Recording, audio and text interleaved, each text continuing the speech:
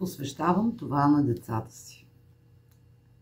Нас всички са ни излъгали.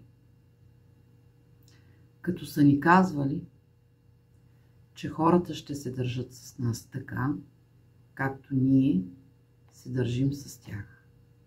Но това не е истина.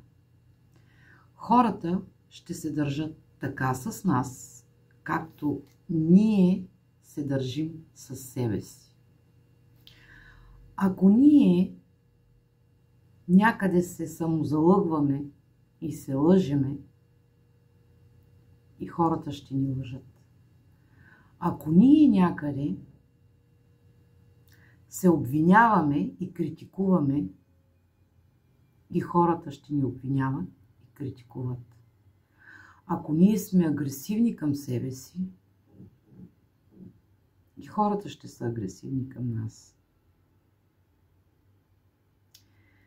Това е като един портал към нашата енергия.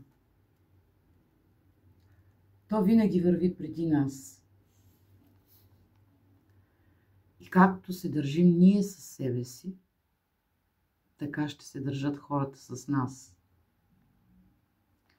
Затова трябва да потърсим отговорите вътре в нас.